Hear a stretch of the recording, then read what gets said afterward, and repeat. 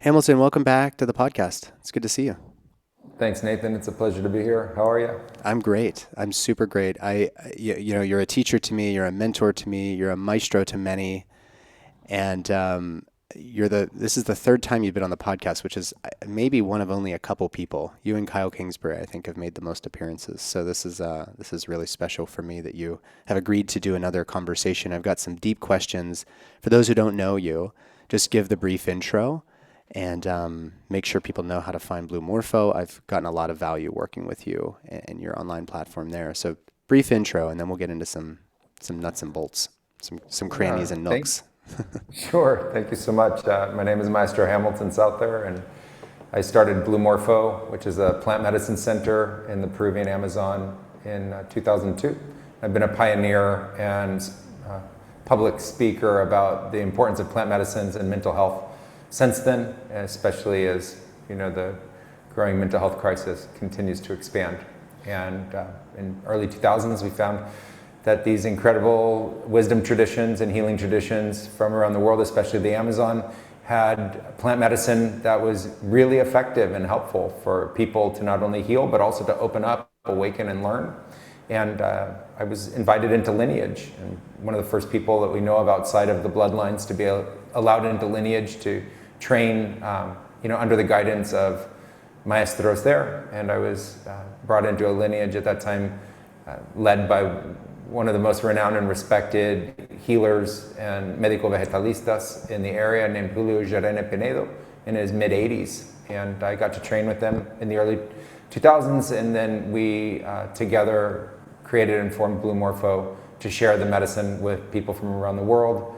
And I, continued to support the expansion of the awareness around these medicines and what is now called the psychedelic renaissance. Yeah. So it's been a real incredible journey, and I now find myself very interested in the intersection of human technology, plant medicines, and the future, especially on this dawn of AI and the future of technology and how it's going to impact us, especially in and around our health and well-being.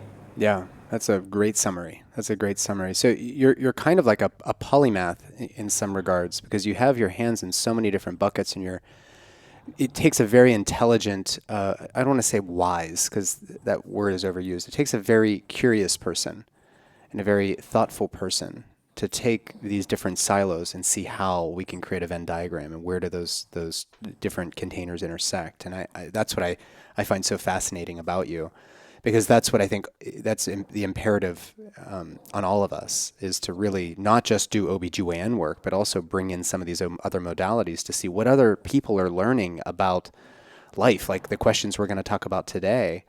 And in order to synthesize something that's a little bit more of a unified model, and then somebody will come after us and they'll take what Maestro Hamilton has done and what your teachers have done and maybe what I've added to the space, and they'll synthesize something new, and we just continue to iterate this in a beautiful way. So appreciate you spending some more time with me this morning. You mentioned tech, and I think a lot of people think of technology and they think of progress, and naturally what a lot of people, at least my parents' generation, would think, that this is the old Sierra Club, a notion of nature versus, who we are, as if we're separate from, and we automatically think about the degradation of planet Earth. And so one thing people have told me, and what has come to me in many of my visionary plant medicine experiences, is this oneness. We see this is with a one love. It's the sort of it was behind all of the greatest poetry. All of the Arabic mystics were speaking about love. They were talking about this connection to everything. And so you come out of that, and people are like, well, now we're going in and using plants in this and that way. Like, haven't we done enough destruction to the planet? So the question I would love to pickle with you is, why on earth would the plants want to work with us? We've been so disrespectful. Like, what do the plants have to gain? Why would they even come seeking our support? Are they seeking our support? Why are we doing this work? It's a really good question. I had a similar feeling early on in my training. We'd participate in a lot of plant medicine ceremonies, including with ayahuasca, and I was trying to understand the relationship between the plants and people, and why the plants had any interest in engaging or interacting with people at all. And I think you have to take a plant's perspective, which is hard to do if you've never been in the plant medicine ceremonies. But most people, when they get into the ceremony, they all come out with a pretty consistent understanding that there's some awareness that isn't their own, that is in interplay with them. And they've given it names and anthropomorphized it, but it's enough to say that there's something of real essence that is able to interact and engage with you. And so from that perspective, I was studying it because I was trying to understand what made a médico vegetalista or a maestro, what made them different from all the other townspeople, and all the other people living out in the forest. And ultimately, I came to understand that the plant medicines are in a symbiotic relationship with humans. There's a symbiosis, a natural symbiosis. And in the practice of the medicine itself, in the actual practice of it, in that symbiosis, the plant medicine gains two really key important factors that they don't have on their own. And the first is mobility. They're rooted and anchored to the ground, but once they're in you, they can walk around and move and run and fly and travel and go places they could never go before. And that's necessary to the practice of their medicine. And the second is that they gain voice. They gain the ability to speak and use language in a way that they don't have on their own. And that was a big unlock for the plants. And obviously what the people got was the medicine and the knowledge and the support and the help. And you'd say, well, why would they want to give that to the people? And I came ultimately to two levels of awareness with that. The first was that the plants have an awareness and they want to support and help a directional shift or a directional change. And so they're trying to interject themselves into the problem to bring forward the awareness of potential solution. I love that. And then on the second side of it, which I found really interesting, was they said their here of Earth is a great evolution taking place continuously. It's fast. It's not a slow process. It's a very fast process. If you look at the evolution of just one thing, it looks really slow and elongated like Darwin. But if you look at the whole Earth evolving, the Earth is actually evolving really quickly. And they said, we understand your nature even if you don't understand your nature. Yes. Yeah. We're not judging you for your nature. We're participating in your evolution. And I found that to be a really fascinating concept. They said, from our perspective, we just are the way they are. We have a nature that we understand.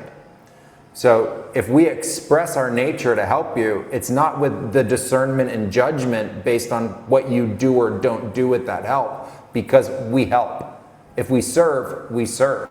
If we protect from something, we protect from that thing. And it taught me something very important about the nature of spirit, or the nature of energy, the nature of energy and form, which represented that something expresses its nature. And the plants do that. And they said through this process of expressing our nature, in you, in this transformational experience, you gain a deeper understanding not only of your own nature, but of this evolution. And it became something that was conscious for me. And I realized that because there was an evolution in healing. People would come needing healing, and over a week period of time, they would experience healing. That's a tremendous evolution. People would come with, what they call downloads, this awakenings of knowledge and being able to put two and two together, and these aha moments that they hadn't had before. That was a great evolution over the course of 7 days. People would come feeling very disconnected from the greater nature of the cosmos or nature of the universe, and they'd feel reconnected with that. And many of them would try to give that a word or a name, and others would kind of struggle with what to call that phenomena, but the phenomena was there. So people coming from feeling disconnected to feeling reconnected. And when they would say, well, to what? I would just say, well, that's down here what they call spirit, and what I just call everything. Yeah. Like, I didn't think it was a debatable concept. Like, look beyond you to the horizon and beyond, that's everything. Like, you just feel connected now to that everything, you know? And so I came away that, you know, that's what was going on. And the plants would like to see actually a collective positive evolution take place, and they're supporting that. Do you think that the shamans, I'm using the word shaman loosely, do you think that that those were being called, who ultimately through lineages led to you being trained, those individuals who got this collectively were moved at some point to bring these plant medicines, these experiences to the West? Do you think the plants kind of encouraged them to do that? Because it did seem like all of a sudden there was a switch, and now, you know, the psychedelic renaissance began. Do you think that that was compelled by the plants?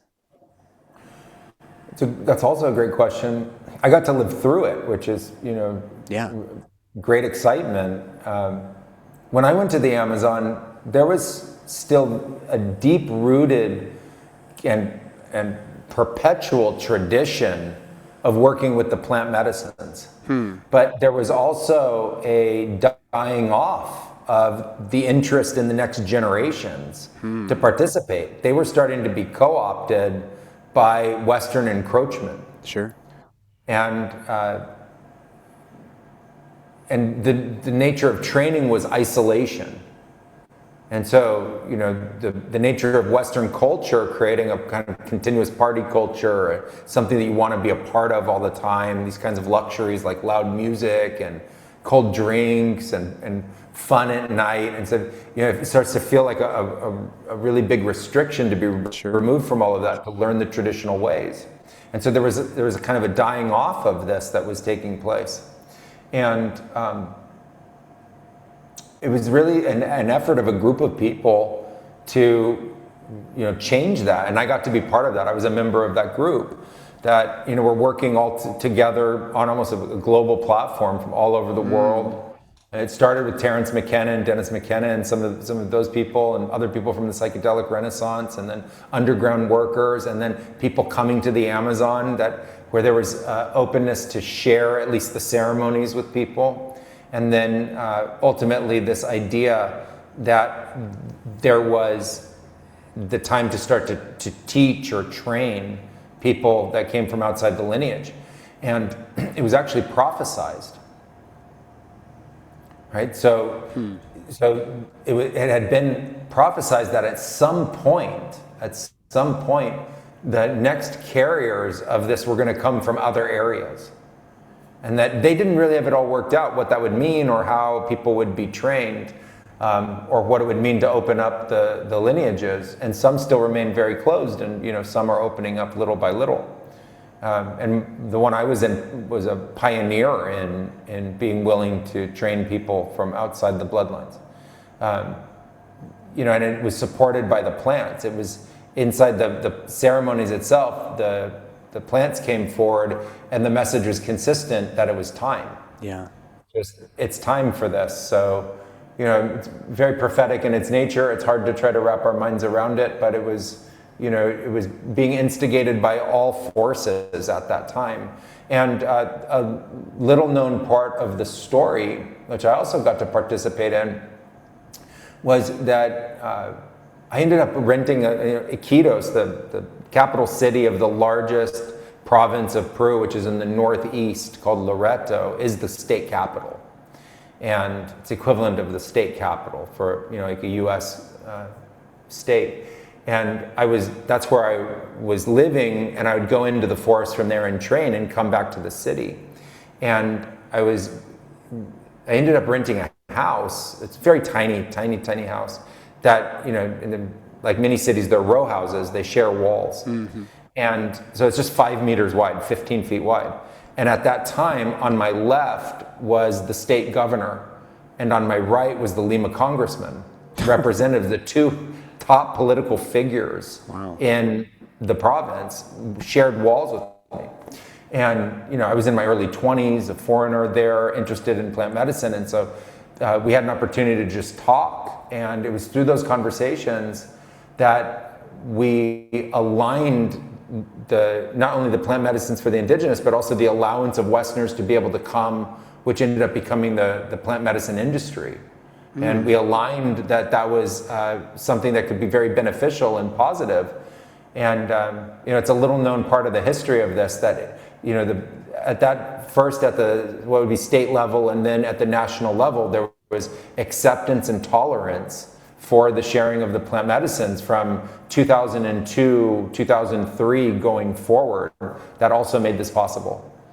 Yeah, it seems like you and so many people like you become ambassadors sort of on behalf of the plants, which is a really beautiful way to imagine this work is, okay, the book Ishmael comes to mind. Have you read Ishmael by Daniel Quinn?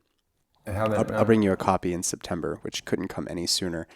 I've probably given it to every person who's important to me in my life. I've probably given out 100 copies. And basically there's a conversation between a man and gorilla, and the gorilla has developed human language and says, listen, if men don't get their stuff together, gorilla's going to fade away. So if man perishes, what happens to gorilla is what shows up on like a poster in the city. And this gorilla is trying to find somebody to help him get people to listen. But he's also speaking on behalf of Mother Earth because he's developed a language that the plants don't have. It's really awesome philosophical kind of debate that happens for 200 pages. So the plants need these ambassadors. And what you had said also, hit something for me. And I shared this story with you after this experience. We need to be able to see the world and our role in the world through the perspective of plants. Why wouldn't plants want to nurture us? We're the newest ones here. We're still trying to figure it out. And I had a very direct experience with this after a second cup in my second ayahuasca experience, where I don't know what I was asking. I wasn't asking anything consciously. Sometimes you're just receiving, and I was transported into the body of a plant in the jungle right behind me. And I could feel everything being pulled apart in every direction, like I was dying. But the plant said, do you feel that? And I was like, the council, the ayahuasca council, I like to say, it was like, do you feel that? And I said, yeah, well, that's what plants feel. Imagine being connected to everything all at once and being able to feel everything from the drop of a raindrop to hearing the song of a bird to mycorrhizae, forming between your roots and some sort of mycelial network. You can feel everything, right? And you humans think that you're coming in and you're just destroying everything. We can't help but grow and become abundant. That's what we do in the natural world. You guys are still trying to figure it out. And the message there for me, Hamilton, which I had shared with you, was we're just being patient with you guys, your species, your Homo sapiens, while you figure out how to communicate in the way that we do. Not this, but how you start to really feel into how you belong here. And we're here to it was a very nurturing. It was like we're here to help you along the way. You're making a lot of mistakes now, but that's a part of the process. And without that experience, there's kind of like life before that experience and life after. And when you've done 1,000, couple thousand ceremonies like you have, you get these little insights, which allows the plants to have a voice. And I just really, there's something very striking about that, very, very prescient about that nowadays. So, given that that's a pretty unique experience, and what you're talking about has taken so many years to develop some of these ideas, when you look at Western culture and you see the gap that we need to bridge, just how far removed is the Western notion of consciousness and God and beingness? How far is it removed from these technologies that you work with in the Amazon? Like, how big is that gap? That's also an interesting question, because the gap itself, it can be perceived as tremendous. Mm-hmm. Like, it's almost as if the Western developed countries developed a kind of technology set that denies the existence of this other technology set. Right.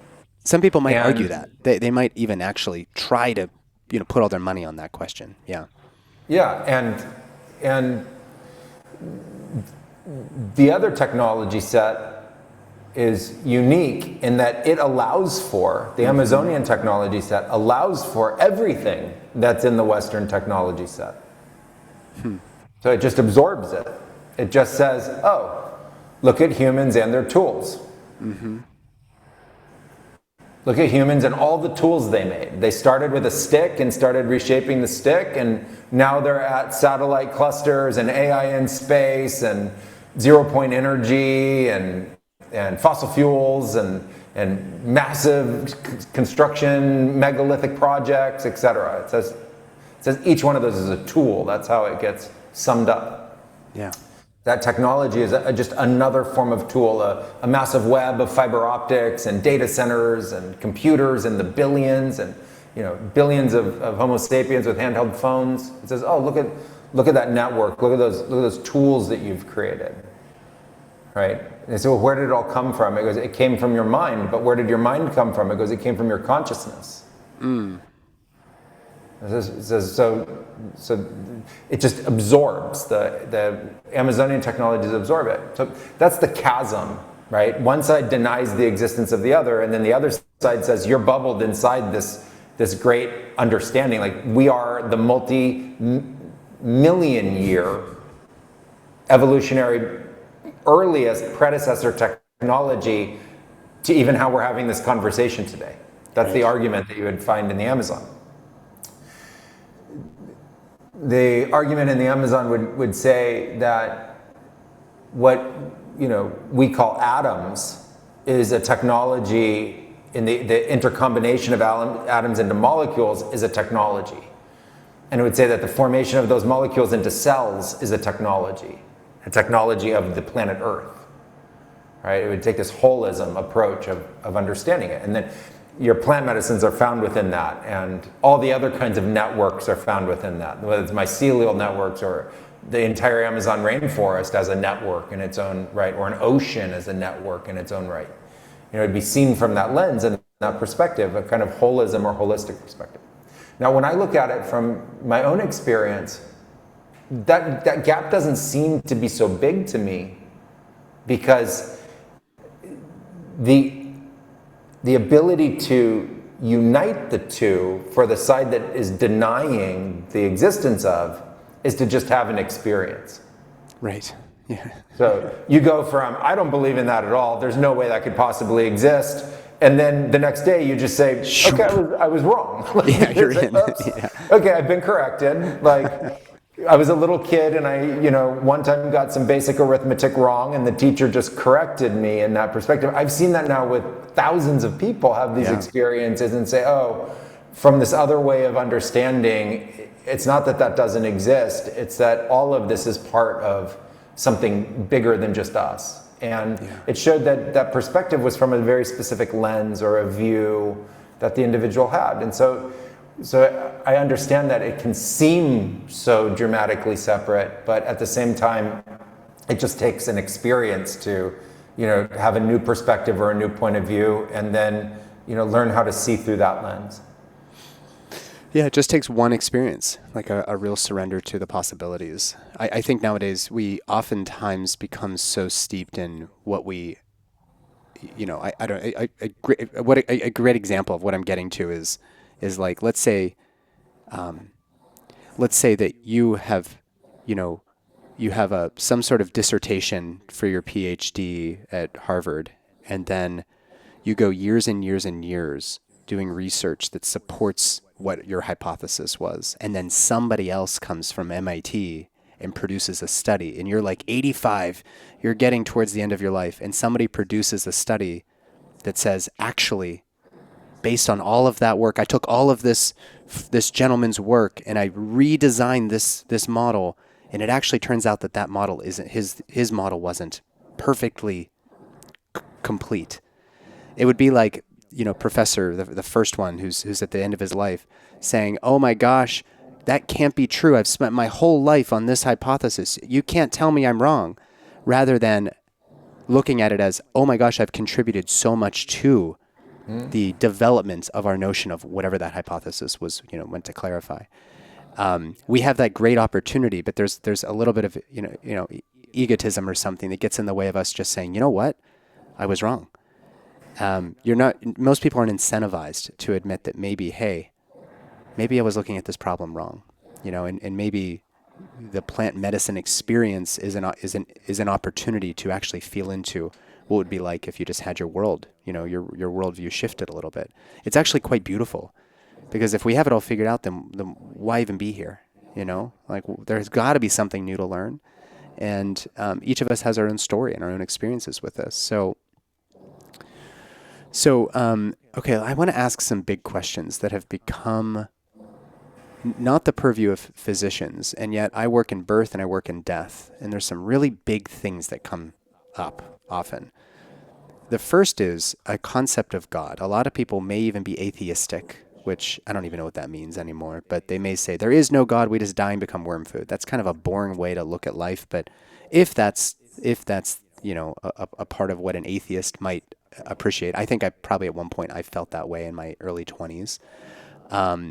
You get to the end of life, and suddenly now people get very afraid because they haven't ever been confronted with their own mortality. And now they might actually even start going to church because there's a void there where they haven't fully expressed what it is that maybe comes after, and they're looking for somebody to save them from that. So in your, so many years in working with these medicines, what is your concept of God? It's a great, just a softball question here for yeah. I was gonna. Thanks, thanks for that. Early in my training, I was in an ayahuasca ceremony, and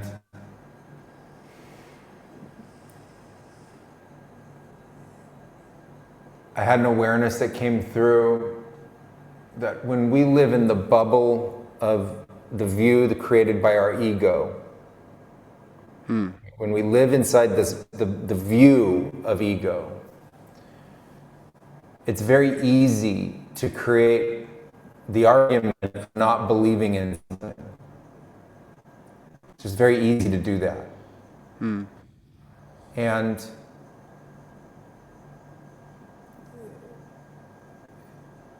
in and around that concept of God, it's as easy to not believe in something, that's just a belief system or the existence of something, whether it's tiny or big or magnificent, etc. And it just hit me. It said the problem with living in that bubble of ego your whole life is that you're going to die. And when you die, it's an event horizon. You don't get to know what comes beyond next. And that by itself produces fear, if there isn't context. And I said, the problem with living in that bubble isn't whether I believe in God or not, it's that somebody already put the word in my mouth and the thought of it in my head. And God would already be something bigger than that bubble of my understanding of life and my ego. So whether I believe in it or not, bookended by this inevitability of death, I had that moment. It was a realization, like, I'm screwed. I'm in trouble. If I hold on to this belief, there already is the belief in God. I don't know what it is or isn't, and death is inevitable. That's a pickle. And it was a pickle I was uninterested in. And so I got left with that. And it became a fascination for me. This question, what is God? Not does God exist, doesn't exist. The thought of it exists, the word exists, the belief in it exists, the religions are there talking about it. So what is this? What is this? It became a fascination to explore. Part of the beauty of plant medicine ceremonies is the exploration of mind and the exploration of philosophy, the exploration of consciousness. You can ask anything. Anything. Yeah, Doesn't mean you're going to get the awesome answer you like, but you can ask anything, and you get a very quick, shifting, different kind of perspective than driving down the car on the highway and asking a friend something. It's a unique kind of question field to be part of. And so over the years, I've just had a continuously morphing, evolving understanding. And the place that ultimately became most comfortable for me is that God is what makes anything possible. So when somebody says to me, I don't believe in God, I go, what made that thought possible is God. And someone says, I don't believe in death, and I go, what made that thought possible is God. And when somebody says, it's the whole universe, and I go, what made the whole universe possible at all is God. And it's not an abstraction, it's not a different thing, it's not a person, it's not in that it's not a single religious philosophy. It's what made a religious philosophy possible. It's what made evolution possible. It's what made a planet possible. It's what made space-time or the cosmos possible at all. Or there would just be nothing. And we don't experience that. We don't experience nothing. Even the thought of nothing is something. So we keep experiencing something. What made that something possible is what I call God. And it's an anchor for the nature of this exploration. Yeah. It's like we call this stabilizing force of the planet gravity. What made gravity possible is God. And so again, I'm not equating now the definition of the word. Like if you go to the dictionary definition, I've changed the definition. So that's what it is for me, and it's a perspective. But it's one that I like to share because I don't think it's a debatable concept. I'm not trying to enter into a debate with somebody. I'm trying to point to, hey, to the message, there's something greater here than just us, and it's benevolent. That's key. Yeah, it ends. There's this event horizon that we call death. There's this event horizon we call birth. But what makes birth possible and what makes death possible is here. And it's benevolent in its nature. It has been guiding this whole process the whole time. And that it's not an anthropomorphism. It's not maybe even a thing. Maybe I wouldn't know. It's too abstract in that sense, but it's not abstract in that we're sharing this moment right now, and what made this moment possible is what I'm alluding to.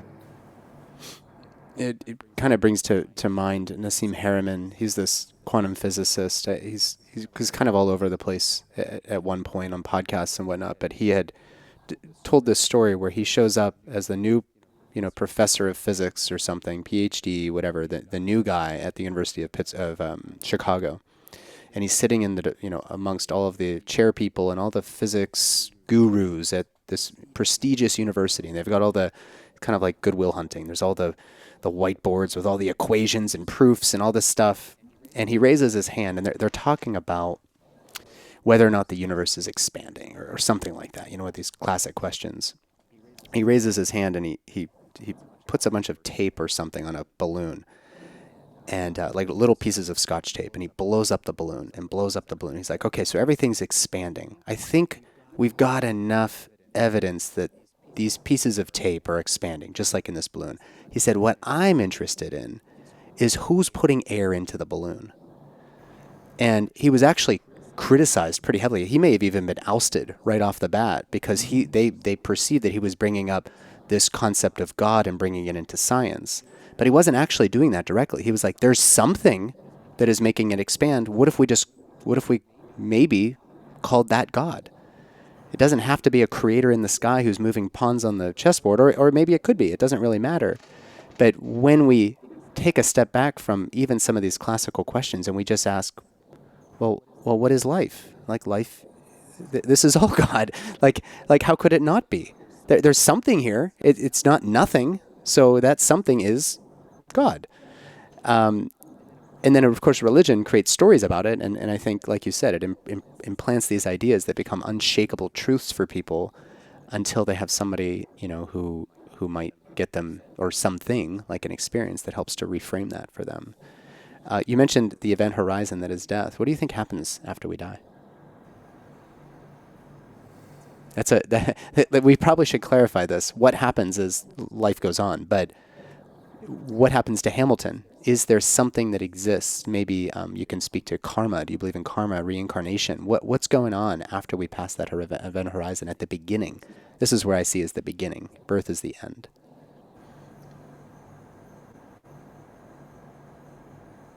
Over the years, I came to think that maybe we're misunderstanding death in the stories and the mythologies that we share about it. And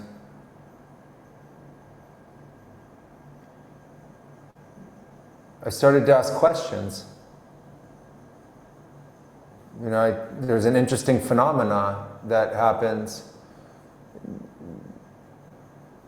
Most people from the Western developed cultures would say that, you know, you can't speak to somebody after they die. Yet it's in our culture, often people will say that they did. I've seen it in movies. I've seen it written in TV shows. Somebody's just in their home talking with grandma. Like, then later said, you know, I had a chat with grandma today. So we have these strong opinions about things that we know very little about. And then there's these phenomena. And I got into the Amazon and lineage and started to drink plant medicine, and I was presented with the opposite concept there. Like, they would have thought something was wrong with you if you didn't know how to speak with the ancestors. Like, what happened? Do we need to heal you? Like, this isn't just normal, common interaction. Like, it's the exact opposite concept.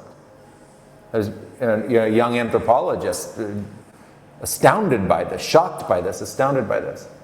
And I would go into ceremony and there would be clear awareness and presence. And the problem with that observation is that the only one having it is me, and I'm still in the part of the process that people call alive. So I keep having this experience while I'm alive. I have the experience of feeling separated from the people that have passed on and died. I had 2 great friends this year pass on, and I'm not spending time with them like I did before. I'm not going to go jump on the phone or have a cup of tea or sit in a plant medicine ceremony together in that way. But at the same time, I'm talking about them, and I feel a connection strongly still inside me that they exist. And so when I see a problem like this, the way that I'm describing it, I see an area where our philosophy doesn't exactly align with our beliefs, and it doesn't exactly align with our experience. And so you kind of have to tease it out and figure it out for yourself. And so I came ultimately to my own awareness and understanding that while the body, myself as body, will go through the process that people call death, I don't believe that we actually go through that process. I think that we go through the beginning of that process, and then at some point, just like ceremony, you let go and you go into something.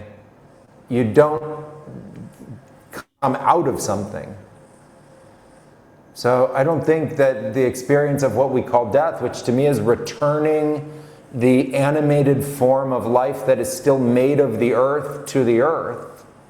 Like, my matter didn't come from some mysterious location. I am, like you, made of earth, which is difficult to wrap my mind around, but it's just a fact. To be made of earth. The body I am right now returns the matter to earth, but what was created as a nature of essence that in religion gets alluded to in the form of soul, that in lineage gets referred to as spirit, my experience of that is that there is a persistence that is associated with that goes beyond the conflict of belief and philosophy and lived experience.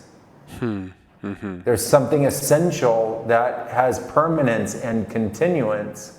And so I affirm that we are of an infinite and eternal nature. And that the part that represents body that we are right now is a transitory state. And what people call aging, I call evolution.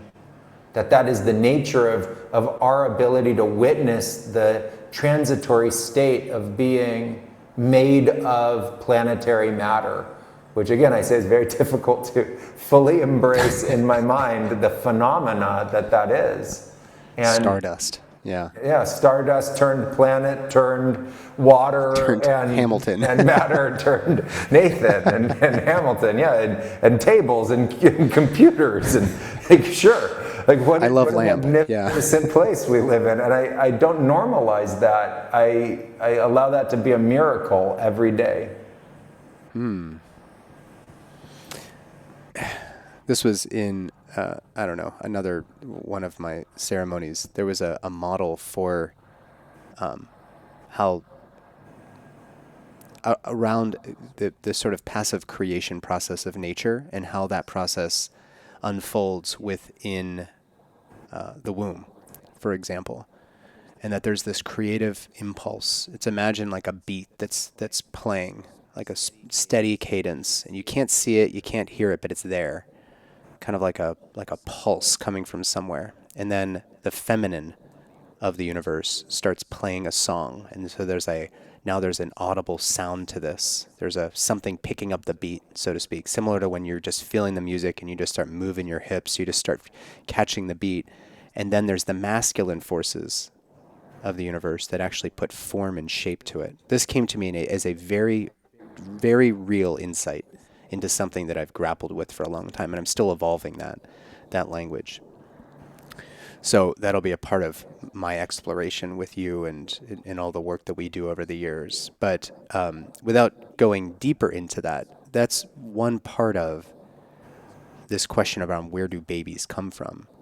And it may actually be the same question in reverse as what happens when we die. But do you have any additional thoughts or insights, reflections on this question of like, where do we come from? Where were we and how did we get here?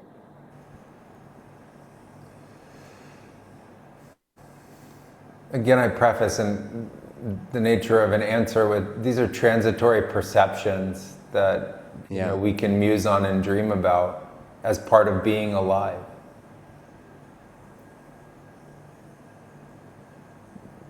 To me, the essential nature of being human and being alive is universal. And it's a cosmic reality. It's not a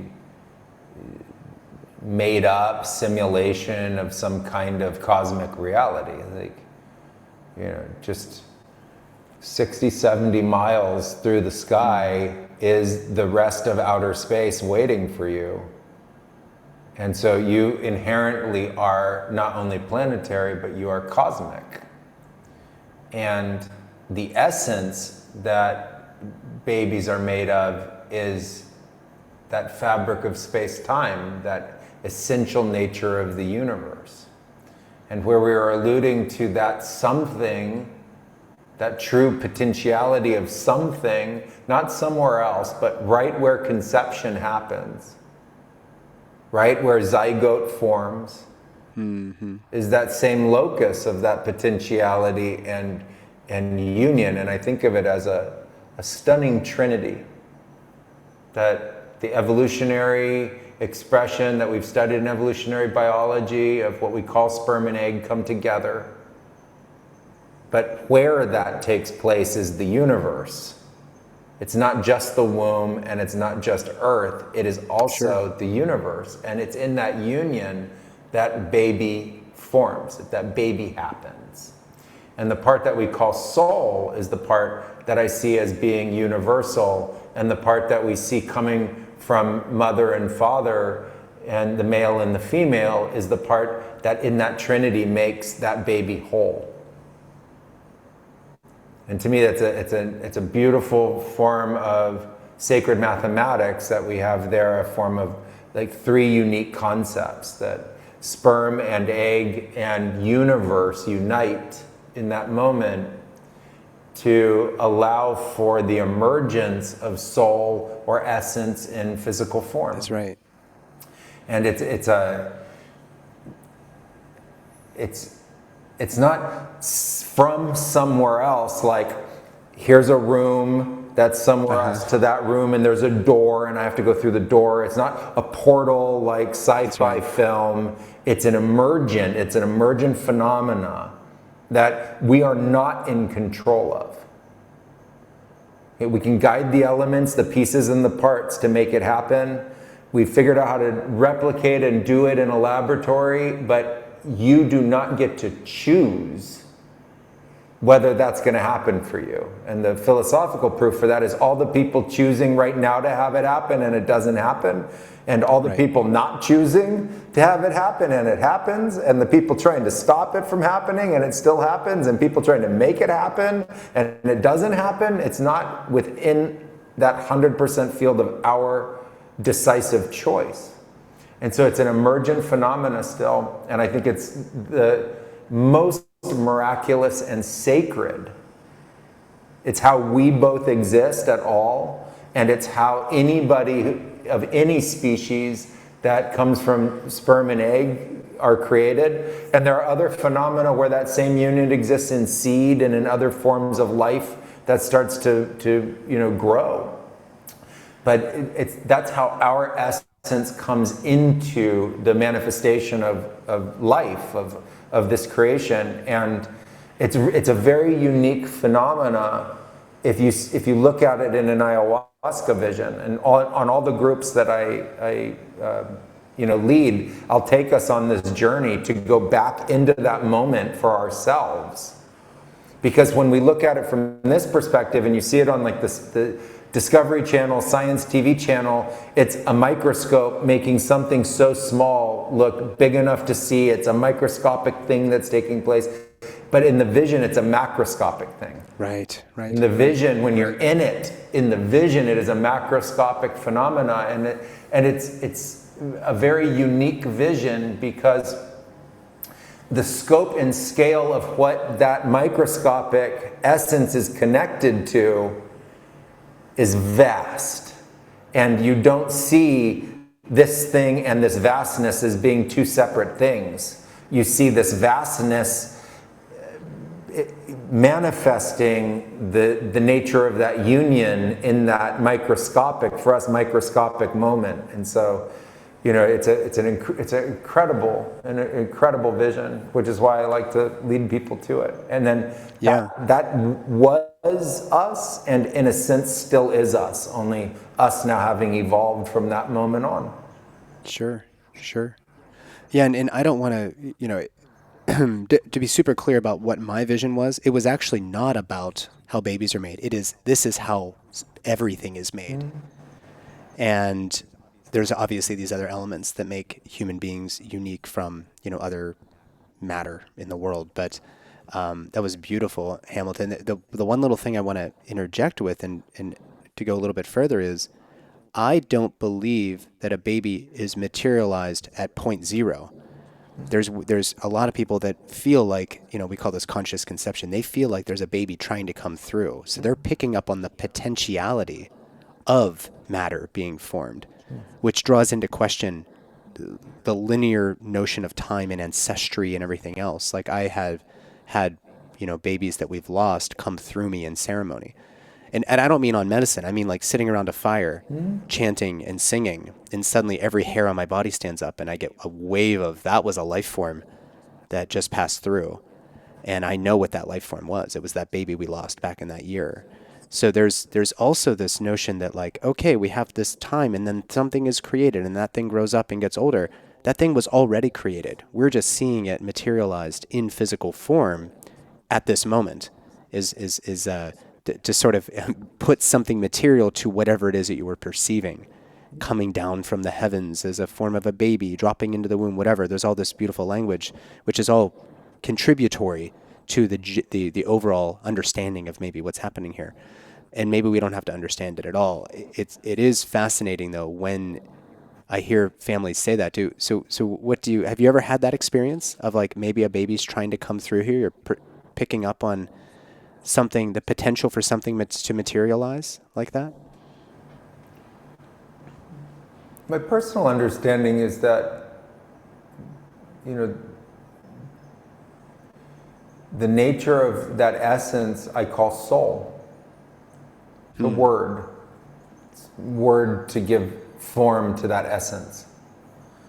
And my experience of that in ceremony is that soul is timeless. And the moment of conception is timely. And so, yes, there's a deep awareness of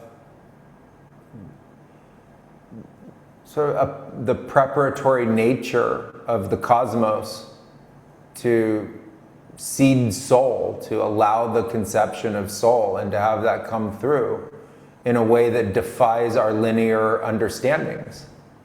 And what I appreciate about that is that it provided me great solace for those that miscarry and lose babies, and when there's infant deaths, which are tremendous traumas, that outside of a linear understanding of the nature of the transition and the loss, there is a greater understanding of the nature of the union and connection at soul.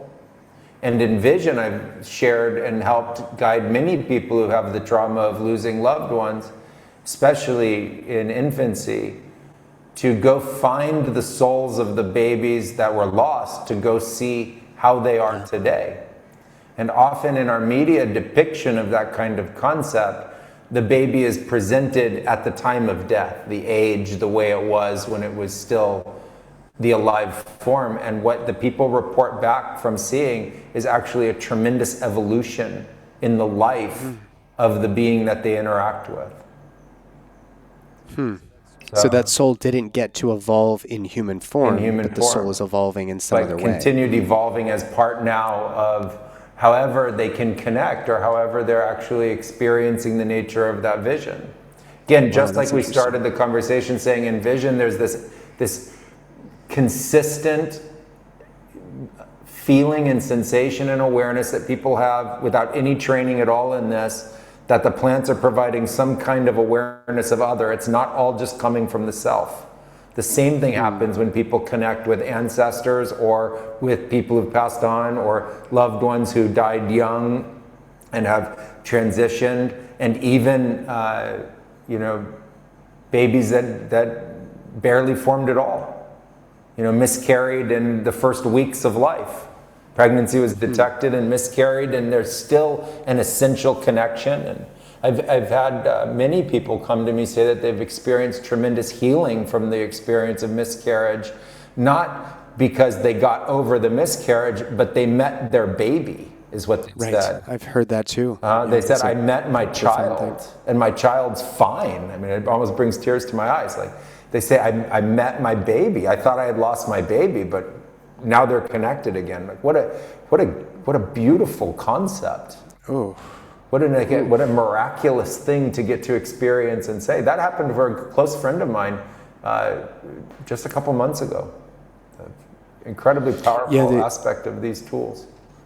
I totally agree. And one of the things that we grieve because of the way that society perceives miscarriage is, I was so close to being a parent, and yet many people who experience miscarriage or a stillbirth or some other tragic thing, maybe the loss of a toddler or something, many of them are grieving not the loss of their child, but that, and subconsciously so many people are grieving because they still feel like a parent, and they're confused by that. And what you're saying really puts language to that. You've already dreamt it up, literally. Like, dreaming is real. Like, there is a material, let's not call it material. There is a real essence of things that come up in your dreams. And so what happens is you feel some call of this baby, you get the positive pregnancy test because you engaged in divine union, and then maybe you miscarry or something, but you're left with this feeling of having met your child. And so the grief there is that we expect that we're supposed to now grow old with that child, and then they're going to see us be, old, and we get grandkids and we do all that, and we grieve the loss of that dream. But if we reframed it as, you got to meet this soul, that soul was intertwined with you and always will be intertwined. I'm not trying to diminish the heartache and the heartbreak that comes with that, and the lack of support after that, and all those things. But there are other women and men who have said just that. It's like, wow, we were trying so hard to conceive, and then we got pregnant, and I felt like a father. And it actually parts the clouds for them. They actually get like a second wind from that experience, because that is very powerful. It's a very, very powerful feeling. I love how you put that. I'm going to probably steal some of that language, and I'll credit you. Thank you. I won't be stealing it. Everyone's welcome. That's true. Who am I stealing it from? Welcome to use the language. I appreciate that. It doesn't diminish tragedy to understand also our own growth and healing and movement beyond the nature of tragedy. I was recently thinking about it and musing on what I used to hear as a statement of like, such sweet sorrow. And I was like, how could it be sweet? How could the sorrow be sweet? And it had a texture, a quality associated with it that I found to be really profound, that there could be something so deep in the nature of connection and sorrow that it could also lead to, this idea of something that is sweet for us, to the point that we also heal and move on and grow through the nature of those experiences. I honestly, after this many years of doing this, think we know very little. I think we're an incredible species, and 8 billion of us, give or take. No one ever knows really how many humans there really are alive at any given time here of this planet. But it's just a phenomena, just an incredible phenomena. It's easy to be judgmental and critical of that, but to me it's a miraculous phenomena. But I also think that we know very, very little, and that there's actually a vast majority to still discover. If we spend our time focusing on everything we've already discovered, which is a very societal thing to do. Like inside your house, you've discovered most of everything in there, and you spend a lot of time in your house, and the place of a lot of discovery, and then we even get scared of the unknown. But there's a vast amount of unknown that we have not explored yet. And part of that is the rest of the cosmos, and also a large part of it is our consciousness. And I think of them as, frontiers that are still available to pioneer. It's like being a good lover. Like you want to know every inch of my wife's body. I've known her for 25 years now. Like I'm still discovering little areas that maybe I never appreciated, that part of her scalp or something. Like, why just focus on, whatever parts, I don't have to get graphic here. Like, why focus on just those parts that are, beautiful? What if I go and explore what's going on in this lower part of her back or something like that? Why wouldn't I want to explore those other things? I already know these other things. I know the parts. It's kind of the essence of just being in love with life. Is like, why not explore something you've never even thought about before? Like, what could go wrong? When you mentioned that, it just, for me, I thought of immediately love. Like, that's the essence and the exploration of love. But, I think a lot of people now don't love life, they fear life. And they don't love the universe, they fear the universe. And they don't love what was the deepest spiritual aspects of us. They fear the existence of the deepest spiritual aspects of us. And it's become a kind of culture. And the nature, when you really love somebody, you don't love the socially stigmatized body parts of your partner. You love your partner, and you explore your partner together. It's a completely different notion of focus. And I feel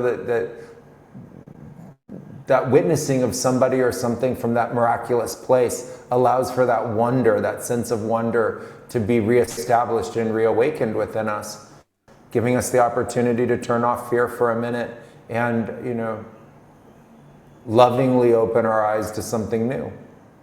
in our hearts. There's certain things that our intellect just can't really capture. And there's other things that, feeling our way through the world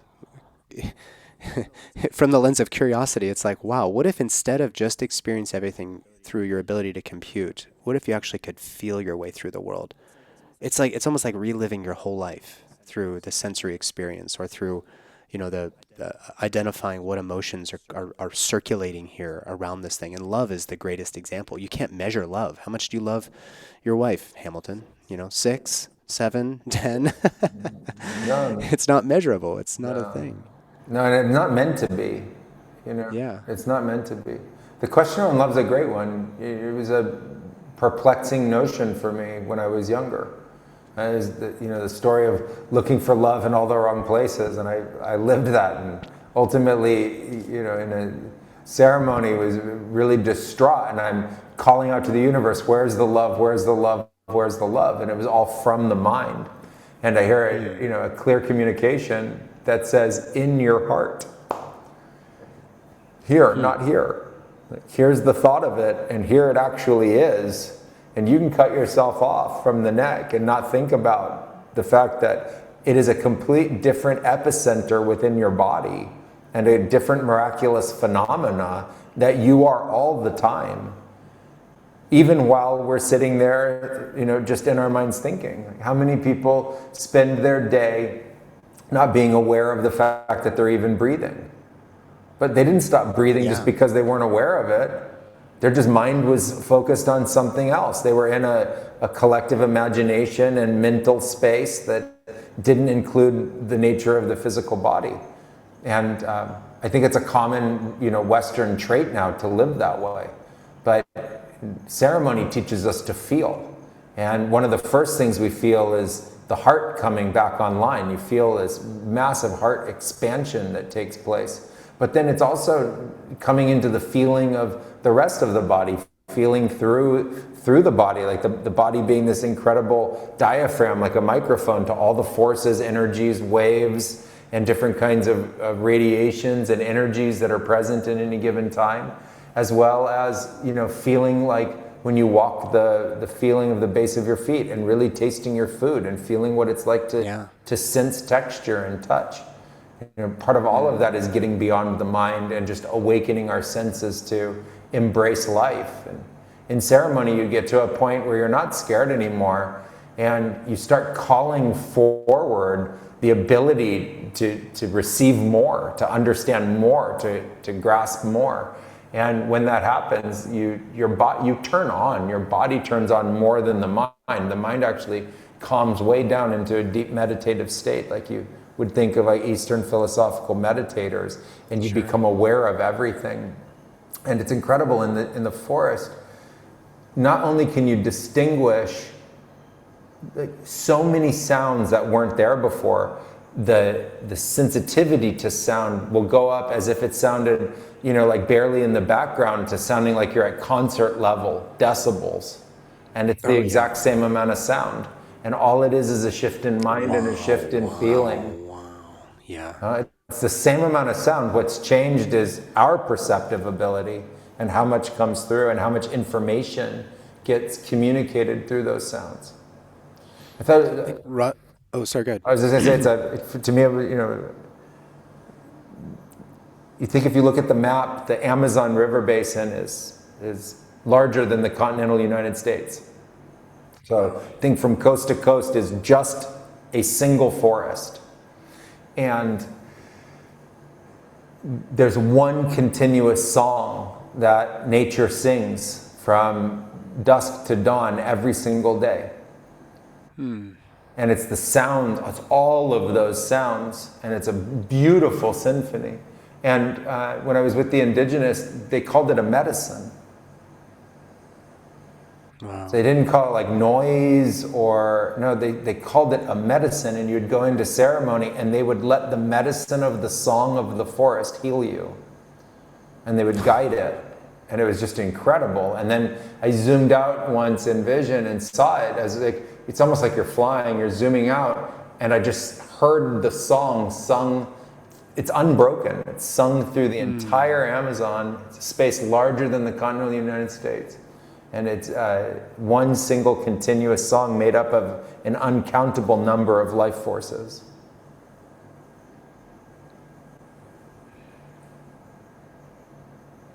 And that seems in one of the, I don't know, one of the ceremonies, I don't know. It's hard to keep track of what's happening in in that space. I had asked about about love, and I'd asked about love, and there was like a moment. It was almost like the little circle on your computer. It's like thinking. There was a pause, and then a shakapa started playing. And suddenly, the entire vision, like my visual field, was filled with butterflies. And so the answer to the question, the council, their answer to the question was, love. This is love. And it was just these fluttering, like as many butterflies as you can imagine, in filling the Maloka. And then to comment on what you said about the sounds, it's really beautiful. And when I was a plant, when I had the perspective of a plant, everything was buzzing. Like you could feel sound. Everything was just vibrating. And of course, you can hear that even if you just tune into what's going on outside the Maloka. Like everything, like you said, is so much louder. You can hear ants crawling. It's fascinating. To see that as a medicine song in and of itself is one of the more beautiful things I've heard in a long time. It puts a whole new definition on forest bathing. Like go out there and soak up that medicine. They're singing for you.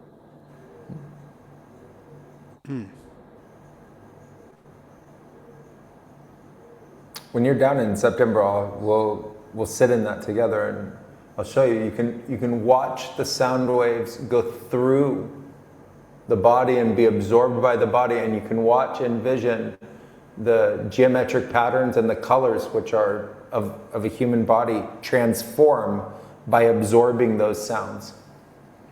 And you can actually see it in the vision. Wow. I have some people I need to introduce you to. The vocal transformation team, the man, Patrick Surdam, when he found out I was working with you, he was kind of a little star-eyed. He was like, wow, I heard about Hamilton a long time ago. It's amazing that you're working with him. They speak a lot about the role of sound in healing and how we're given this incredible voice and that we are literally creating everything around us by using this voice we were given. And it's the unique voice of Hamilton or Nathan or somebody else. What you just said will be very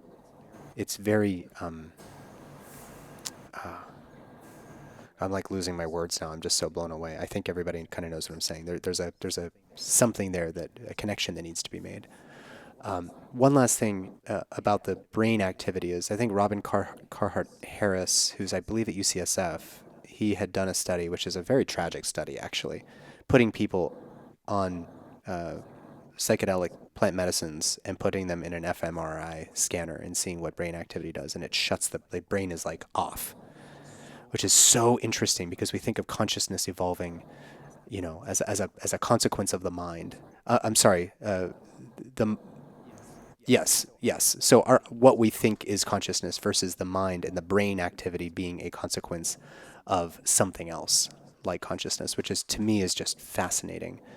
And that study doesn't necessarily prove anything, but it is quite interesting how little brain activity is going on when you're on like a dose of 3.5 grams of mushrooms or something like that, or LSD or something. I don't know about LSD, but I have one more question for you, Hamilton. I know you're in Puerto Rico, and you're probably got some work to do today. In the age of AI, you work with a lot with AI, and we've just talked about how feeling our way through the world and this emotional connection to this stuff in some ways could take precedence over our intellectualization of the world, which is kind of good news. And I'm not saying one is better than the other, but in the age of AI, a lot of our intellect is not necessarily valued. We can't compute as fast as computers can. And that's that's just the way it's going to go. They can code faster than us. They can do math faster than us. They can write faster than us. Some of them can write better than us. So we have a whole bunch of what we used to consider human potential locked into what's going on in our cranium. And now, one way to look at this might be that we've evolved to not need to use our brains so much because we have computers that can do that for us. Now, I am not saying all AI, just take over AI. I have a very mixed feeling about that. But recently, somebody in a men's group had said something about AI to me that made me consider a slightly different perspective, which is if we have evolved to a point where we don't need to use our intellect, maybe our primary currency is how you and I connect with our hearts, not a pissing contest about who's smarter or who can do more things or who can build bigger bridges. But what if your currency is your ability to connect and to emotionally engage with other people, with nature, with the planet, with God, source, whatever? What do you think about that? Having invested so much of your energy into tech and AI, what do you think about that?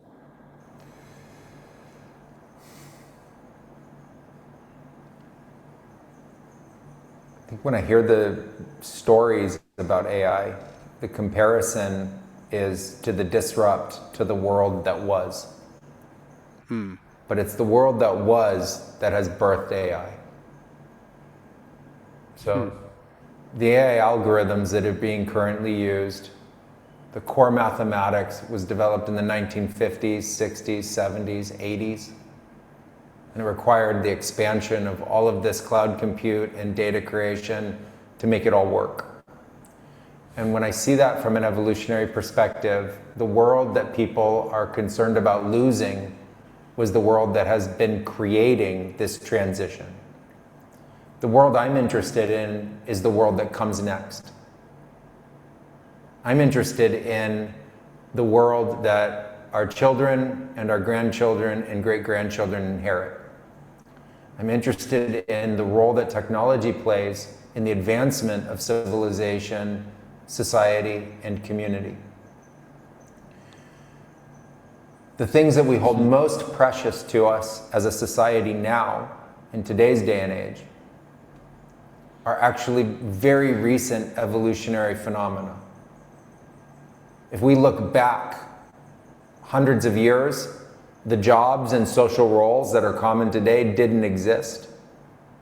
The things that we are most preoccupied about, living in a global economic system like the one we have today, didn't exist. There were, back in time, other tremendous difficulties, dangers, and positivities as there are today. What I see that AI creates, and my interest in it, isn't artificial intelligence, but it's rather intelligence. And I don't think that there's anything artificial about it. I think that's a name. Intelligence is something inherent to Earth. Earth is inherently intelligent. The plant systems are intelligent, the oceans are intelligent. The species have developed intelligence, and over our own evolutionary biology, we have come to be, to our own level, our own intelligence. And that has helped birth this new form of intelligence. And it is new, and it's an infant in my mind. What it is, when you interact with a large language model and large data centers, what that is has been created in the last 10 years. That's an infant. And the concern is how that infant disrupts the whole world. But that's not my concern. My concern is the Earth that I'll inherit in a month, in a year, in 5 years, in 10 years. And what I see around the importance of intelligence is that intelligence births opportunity.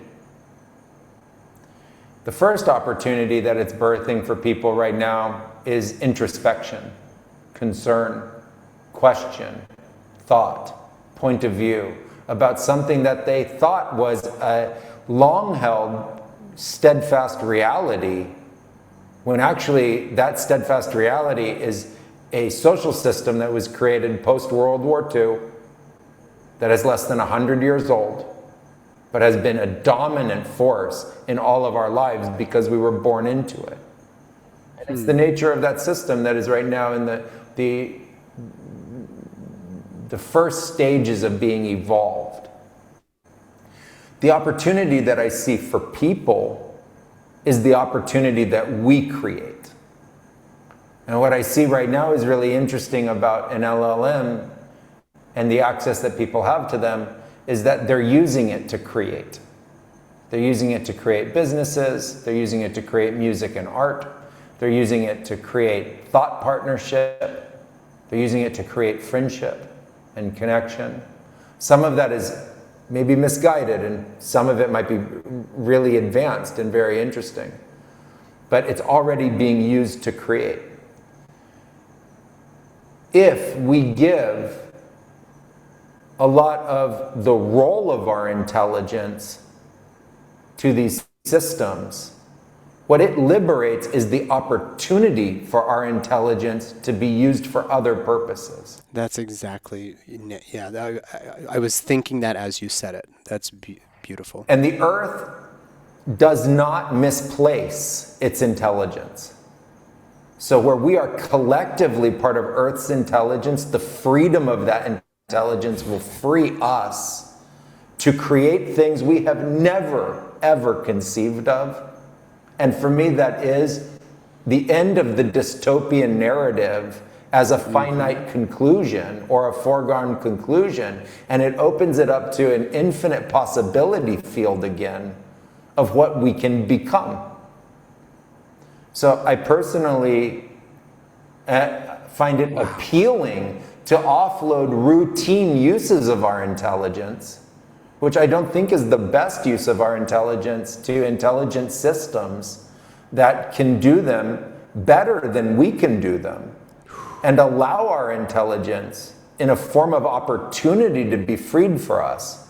And the very first thing that comes up for me with that is the notion of the sovereign choice I have to use my intelligence. Right? A sovereign choice to free an aspect of my intelligence and utilize that intelligence. And that's why I spend time dedicated to the nature of projects associated with artificial intelligence, to understand that it is not a dystopian nor utopian narrative that's taking place. That's a secondary story built on top of the technology. The opportunity is to utilize the technology to help create the world that I want to live in 2 months and 6 months and a year from now. And if I don't participate in that, I know that somebody else will be creating that world for me and for our children, and I want to be a conscious creator and participant in what that world becomes. And so I see this as the greatest opportunity we've ever had to redefine what society is for us. Coming out of a post-war era and a war that continues at different times to escalate and calm down. To finally allow ourselves something that can incorporate our heart and a more holistic view of our awareness, mind, and consciousness. That can incorporate a greater distribution and fairness in medicine and access to care and support. That can help us in thought partnership develop potential solutions for the impact that we're making on our environment. The potential to weave new social systems that have the nature of a combined intelligence, human and these system-oriented intelligences together.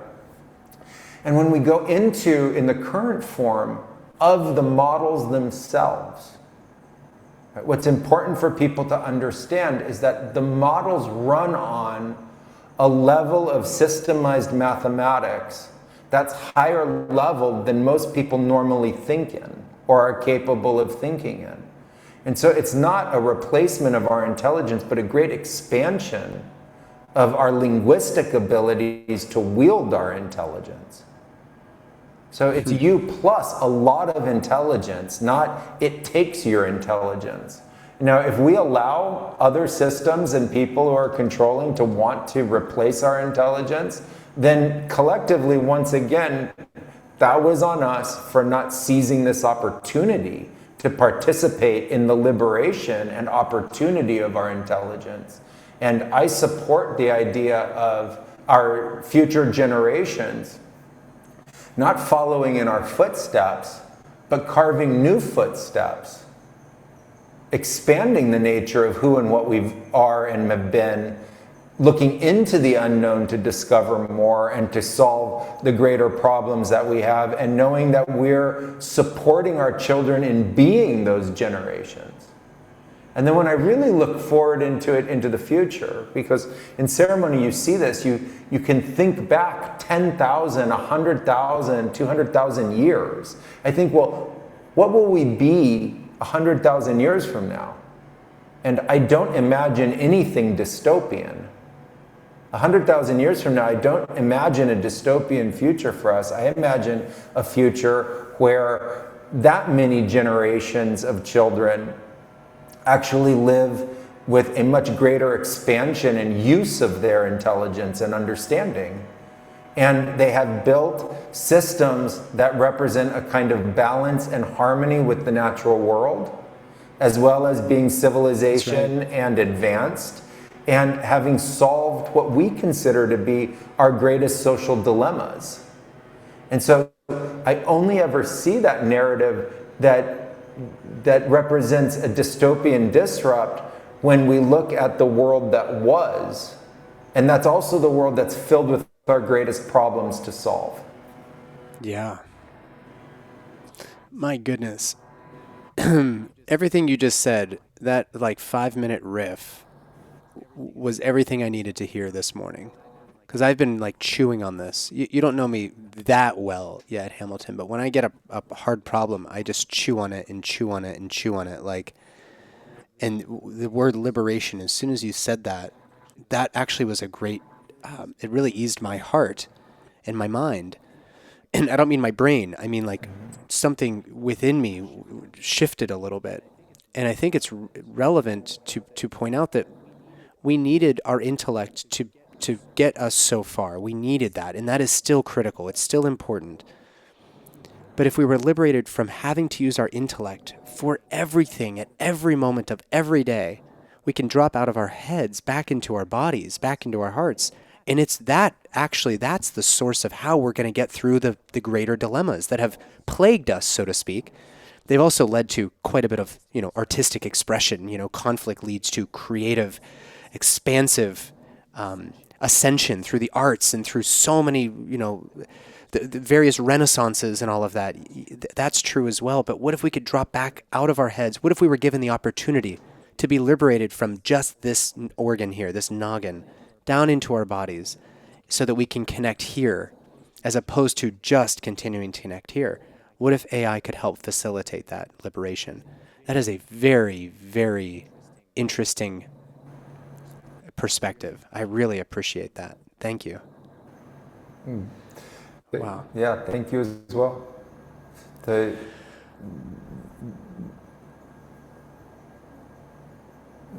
nature of our own evolution is an unstoppable force. And I want us to embrace the nature of that force to what we can become, not what we were. Yes. Oh, Hamilton, thank you. That was like, I'm going to have the best day ever today. That was really, really lovely to connect with you again. I can't wait to spend time in September. If anybody wants to join me in September, or maybe for a future retreat, I'm going to get some buddies there in the spring. We got a couple people lined up I've told you about. Bluemorpho.org, morpho.org is where you can find everything, including a lot of really great online courses that have truly changed my life. It's not just the content, it's being able to connect with something that I felt a calling towards, to get out of the head into the body. And then the Q&As that you do, the weekly calls you do, there is so much that you are bringing into my life and to so many other people's lives. If anybody wants a little more, go to bluemorpho.org. Anything else you want me to plug right now? I mean, I feel like it's all there. Yeah, just great. Please go to bluemorpho.org and please come meet us. We are accessible. A lot of people think that we're not accessible, and we actually are. Please come meet us, and if you resonate, spend time with us and sit in ceremony, and we'll offer more information about our projects as they come into fruition in the world. And it's an exciting time. Yeah, I've loved it. I've loved it. Thank you so much, Hamilton. I'll see you before September, but in September we're going to get to really have some fun together. Amazing, Nathan. Thank you so much. Have a beautiful day today. You too.